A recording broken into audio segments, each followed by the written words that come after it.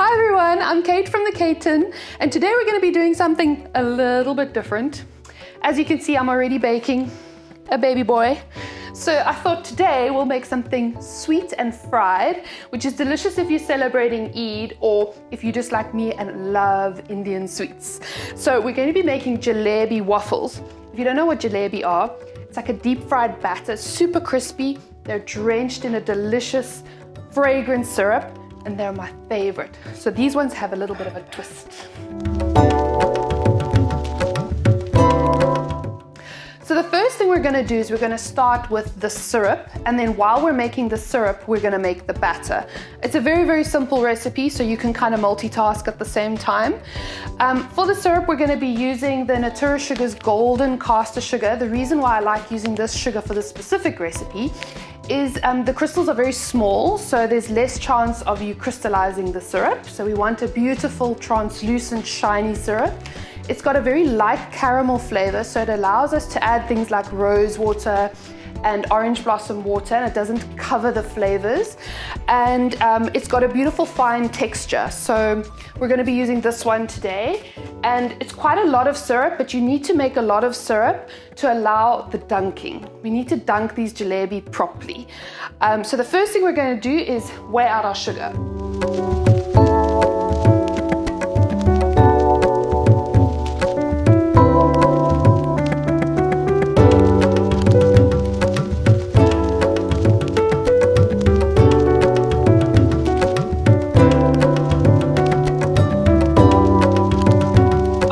Syrup is on the go. I'm gonna make the batter for the jalebi, which is super simple. I've got some self-raising flour here that we're gonna pop in a bowl. And then I've got some ground cardamom, some cornstarch. You can also use potato starch if you want. Some cream of tartar, which really helps the batter stay nice and crispy. It also gives it like this delicious, tart flavor, which really counteracts the sweetness of the sugar syrup. And then we've got a pinch of salt. So I'm going to pop that all in here.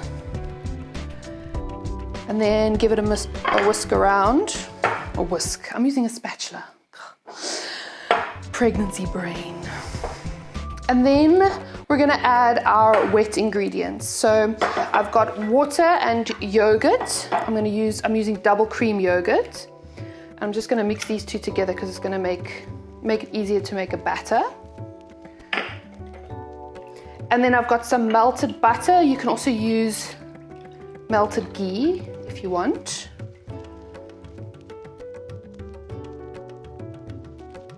And then we're going to add our melted ghee.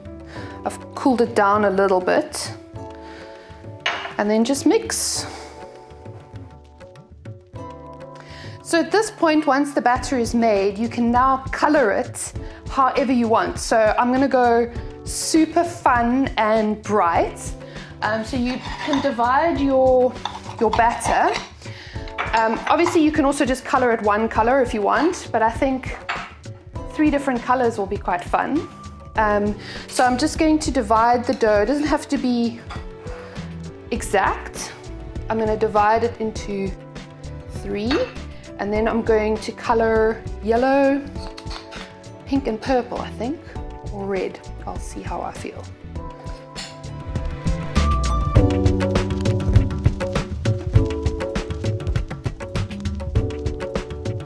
Okay, so I'm going to preheat my waffle iron in the oil a little bit, and then just shake off any excess oil because we don't want it to be too oily.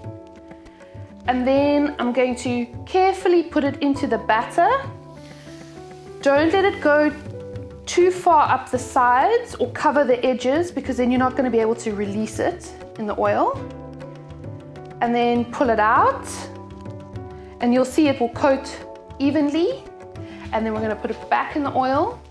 Now the secret is to hold it there for about 10 seconds just to let the shape set a little bit. And then once that's sort of set, I'm going to rest it on the bottom of the pot, like that. And you'll see in the beginning there's a lot of bubbles because all the moisture that you've put in there is being released. And the further it cooks, the smaller the bubbles get. And then that's how you know that they're ready, because obviously with the colors, we can't tell whether it's golden brown or not. So the minute the bubbles get less, we will use a chopstick, and I just gently pry it off. And then you can flip it over, just to make sure the other side cooks nicely too. And now we can do another one. He's ready, look how cool. It's like one of my favorite things to make.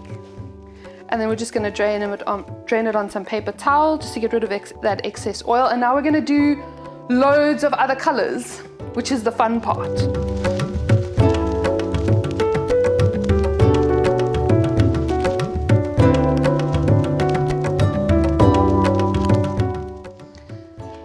So I've finished frying my jalebi waffles. Look how beautiful these are. They are so colorful.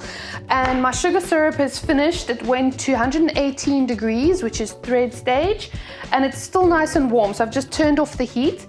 I'm gonna flavor it now. So this is a point where you can choose what you like.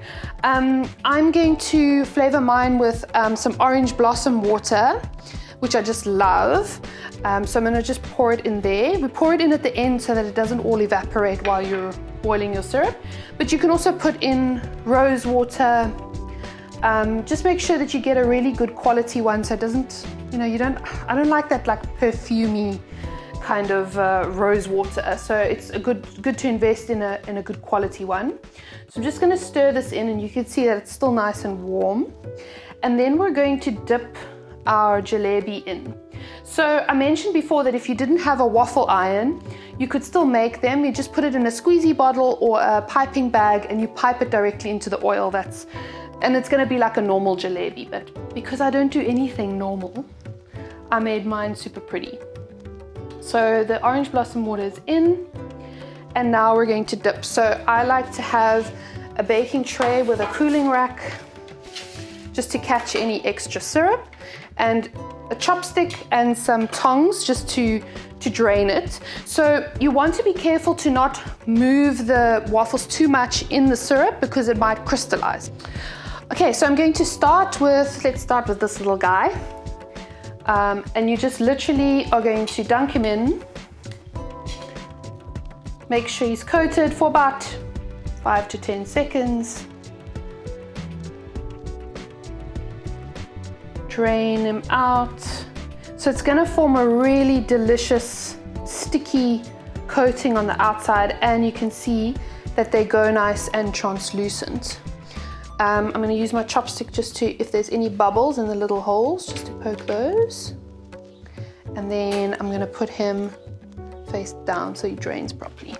And then you just carry on with each of these like that.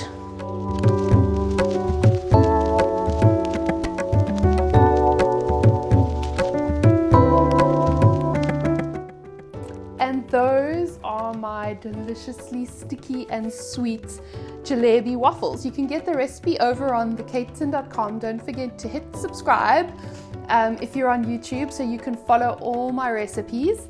And I'm going to go and tuck into these. I just want to give you an idea of how crunchy and delicious they are. Wait for it.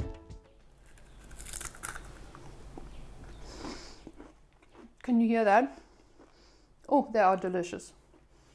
Don't mind me. Where was I? I'm gonna pop it in the oil.